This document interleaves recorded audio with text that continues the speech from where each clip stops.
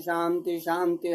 शंकर सब परिवार की जय, राम दरबार की जय, पृथ्वी माता की जय, दुर्गा माता की जय, जगत जननी की जय, गंगा मैया की जय, तुलसी भवानी की जय। हर हर महादेव शंभो। सेव्यः सेव्यं सदा सेव्यं शंकरः सर्वदुःखः। श्री शिव महापुराणांक विधेश्वर संहिता का 24वां अध्याय का कुछ अंश आप श्रोतागण श्रवण करें। सूत्र का आप जो त्रिपुंड धारण करता है उसे इस लोक में रोग रहित दीर्घ आयु प्राप्त होती है और वह संपूर्ण भोगों का उपभोग करके जीवन के अंतिम समय में सुख पूर्वक ही मृत्यु को प्राप्त करता है। वह मृत्यु के पश्चात अणिमा महिमा आदि 8 ऐश्वर्यों और सद्गुणों से युक्त दिव्यम शरीर वाले शिव को प्राप्त करता है और दिव्य लोक के देवों से सेवित दिव्य विमान पर चढ़कर शिव लोक को जाता है। वहां पर वह सभी विद्याधरों एवं महापराक्रमी गंधर्वों इंद्रादि लोकपालों के लोकों में क्रमशः जाकर बहुत से भोगों का उपभोग करता हुआ प्रजापतियों के पदों तथा ब्रह्मा के पद पर आसीन होकर वहां दिव्य लोक की सैकड़ों कन्याओं के साथ आनंदित होता है। वह उस लोक में ब्रह्मा की आयु के बराबर आयु को प्राप्त कर अनेक सुखों का भोग करके विष्णु लोक को जाता है और ब्रह्मा के 100 वर्षों तक सुखों का भोग प्राप्त करता है। तदंतर वह शिवलोक को जाकर इच्छा अनुकूल अक्षय कामनाओं को प्राप्त शिव का सानिध्य प्राप्त कर लेता है, इसमें संदेह नहीं है। सभी उपचिनदों के इशार को बार बार सम्यक रूप से देखकर यही निर्णय लिया गया है कि त्रिपुंड धारण करना ही परम श्रेष्ठ है। जो ब्राह्मण विभूति का निंदा करता है वह ब्राह्मण नहीं है अपितु अन्य जाति का है और विभूति निंदा के कारण उसे चतुर्मुख ब्रह्मा की आयु सीमा तक नरक भोगना पड़ता है।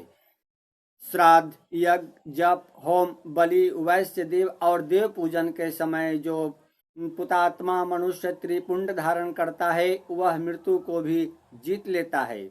मल त्याग करने पर शुद्धि के लिए जल स्नान किया जाता है। भस्म स्नान करने पर सदा पवित्रता आती है। मंत्र स्नान पाप का हरण करता है और ज्ञान रूपी जल में आवाहन करने पर परम पद की प्राप्ति होती है। समस्त तीर्थों में स्नान करने से जो पुण्य और फल प्राप्त होता है वह फल भस्म स्नान करने वाले को प्राप्त हो जाता है। भस्म स्नान ही परम श्रेष्ठ तीर्थ है जो प्रतिदिन गंगा तीर्थ स्नान के समान है। भस्म तो भस्म रूपी साक्षात शिव है जो त्रिलोक को पवित्र करने वाला है। बिना त्रिपुंड धारण किए हुए जो ब्राह्मण स्नान ध्यान दान और जप आदि अनुष्ठान कर्म करता है वह न तो स्नान है न ध्यान है न दान है और न जप आदि अनुष्ठित कर्म ही है।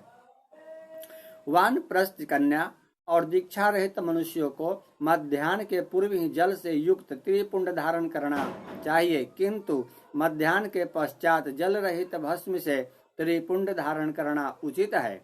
इस प्रकार श्रद्धा पूर्वक दृढ़ निश्चय वाला जो व्यक्ति नित्य त्रिपुंड धारण करता है उसे ही शिव भक्त जानना चाहिए। उसी को भुक्ति तथा मुक्ति भी प्राप्त होती हैं। जिनके अंग पर प्रचुन्न पुण्य देने वाला एक भी रुद्राक्ष नहीं है और वह त्रिपुंड से भी रहित है उसका जन्म लेना व्यर्थ है। इसके पश्चात भस्म धारण करना त्रिपुंड की महिमा एवं विधि बताकर सूत जी ने फिर कहा, हे महर्षियों, इस प्रकार मैंने संक्षेप से त्रिपुंड का महात्म्य बतलाया। यह समस्त प्राणियों के लिए गोपनीय रहस्य है, अतः आपको भी इसे गुप्त ही रखना चाहिए।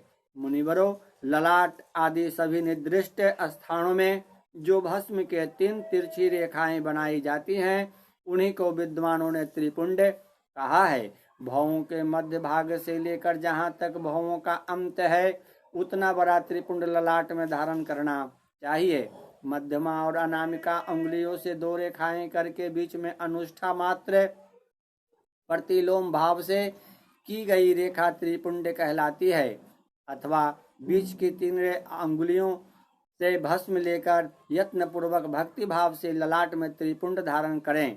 त्रिपुंड यत्न उत्तम तथा भोग और मोक्ष को देने वाला है। त्रिपुंड की 3 रेखाओं से प्रत्येक के 9 देवता हैं जो सभी अंगों में स्थित हैं। मैं उनका परिचय देता हूँ, सावधान होकर सुने।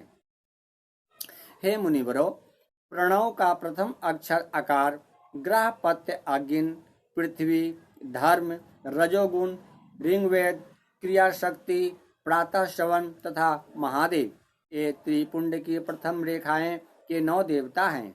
यह बात शिव दीक्षा परायण पुरुषों को अच्छी तरह समझ लेना चाहिए। हे मुनि श्रेष्ठों, प्रणव का दूसरा अक्षर ओंकार, दक्षिणाग्नि, आकाश, सत्यगुण, यजुर्वेद, मध्य नंदिनी श्रवण, इच्छा शक्ति, अंतरात्मा तथा महेश्वर, ये दूसरी रेखा के 9 देवता हैं। ऐसा शिव दीक्षित लोगों को जानना चाहिए। हे मुनि श्रेष्ठों, प्रणव का तीसरा अक्षर मकार, आवाहनीय अग्नि, परमात्मा, तमोगुण, भूलोक, ज्ञान शक्ति, सामवेद, तृतीय श्रवण तथा शिव के ये तीसरी रेखाएं के 9 देवता हैं। ऐसा शिव दीक्षित भक्तों को जानना चाहिए। इस प्रकार स्थान देवताओं को उत्तम भक्ति भाव से नित्य नमस्कार करके स्नान आदि से शुद्ध हुआ पुरुष यदि त्रिपुंड धारण करे तो भोग और मोक्ष को भी प्राप्त कर लेता है। हे मुनीश्वरों, ये संपूर्ण अंगों के स्थान देवता बताए गए हैं। अब उनसे संबंधित स्थान बताता हूँ, भक्ति पूर्वक सुनिए। 32, 16, 8 और 5 स्थानों में मनुष्य त्रिपुंड का न्यास करे। मस्तक, ललाट, दोनों कानों, दोनों नेत्र, दोनों नासिका, मुख, कंठ, दोनों हाथ, दोनों कोहनी, दोनों कलाई, हृदय, दोनों पार्श्व भाग, नाभि, दोनों अंडकोश, दोनों उरु, दोनों गुल्फ, दोनों घुटने, दोनों पिंडली और दोनों पैर, ये 32 उत्तम स्थान हैं। उनमें क्रमशः अग्नि, जल, पृथ्वी, वायु, 10 दिक् प्रदेश, 10 दिक्पाल तथा 8 वसुओं का निवास है। धरा, धर, ध्रुव, सोम, आप, अनिल, अनल, प्रत्युष और प्रभास, ये 8 वसु कहे गए हैं। इन सबका नाम मात्र लेकर इनके स्थानों में विद्वान पुरुष त्रिपुंड धारण करें अथवा एकाग्रचित्त होकर 16 स्थानों में ही त्रिपुंड धारण करें। मस्तक, ललाट, कंठ, दोनों कंधों, दोनों बाजुओं, दोनों कहुनियों तथा दोनों कलाइयों में, हृदय में, नाभि में, दोनों पसलियों में तथा पृष्ठ भाग में त्रिपुंड लगाकर वहाँ दोनों अश्वनी कुमारों शिव, शक्ति, रुद्र, ईश तथा नारद का और वामा आदि 9 शक्तियों का पूजन करें। ये सब मिलकर 16 देवता हैं। अश्वनी कुमार युगल कहे गए हैं। नासक्त और द्रास्त्र अथवा मस्तक, केश, दोनों कान, मुख, दोनों भुजा, हृदय, नाभि, दोनों उरु, दोनों जानु, दोनों पैर और पृष्ठभाग, इन 16 स्थानों में 16 त्रिपुंड का न्यास करें। मस्तक में शिव, केशों में चंद्रमा, दोनों कानों में रुद्र और ब्रह्मा, मुख में विघ्नराज गणेश, दोनों भुजाओं में विष्णु और लक्ष्मी, हृदय में शंभु, नाभि में प्रजापति, दोनों उरुओं में नाग और नाग कन्याएं, दोनों घुटनों में ऋषि कन्याएं, दोनों पैरों में समुद्र तथा विशाल पृष्ठभाग में संपूर्ण तीर्थ देवता रूप में विराजमान हैं। इस प्रकार 16 स्थानों का परिचय दिया गया। अब 8 स्थान बताए जा रहे हैं। गुहम स्थान, ललाट, परम उत्तम कर्णयुगल, दोनों कंधे, हृदय और नाभि, ये 8 स्थान हैं। इनमें ब्रह्मा तथा सप्तऋषि, ये 8 देवता बताए गए हैं। हे मुनीश्वरों, भस्म के स्थान को जानने वाले विद्वानों ने इस तरह 8 स्थानों का परिचय दिया है। अथवा मस्तक, दोनों भुजाएं, हृदय और नाभि, इन 5 स्थानों को भस्म वेक्ता पुरुष ने भस्म धारण के योग्य बताया है। यथासंभव देश काल आदि की अपेक्षा रखते हुए उद्धूलन भस्म को अभिमंत्रित करना और जल में मिलाना आदि कार्य करें। यदि उद्भूलन में भी असमर्थ हों तो त्रिपुंड आदि लगाएं। त्रिनेत्रधारी तीनों गुणों के आधार अथा तीनों देवताओं के जनक भगवान शिव का स्मरण करते हुए नमः शिवाय कहकर ललाट में त्रिपुंड लगाएं। ईशाभ्याम नमः ऐसा कहकर दोनों पार्श्व भागों में त्रिपुंड धारण करें। विद्याभ्याम नमः ऐसा बोलकर दोनों प्रकोष्ठों में भस्म लगाएं। पितृभ्याम नमः कहकर नीचे अंगों में, उमा महेश्वराभ्याम नमः कहकर ऊपरी अंगों में तथा भीमाय नमः कहकर पीठ में और सिर के पिछले भाग में त्रिपुंड लगाना चाहिए। इस प्रकार श्री शिव महापुराण के प्रथम विधेश्वर संहिता के साध्य साधन खंड में भस्म धारण वर्णन नामक 24वां अध्याय आप श्रोतागण श्रवण कर चुके हैं।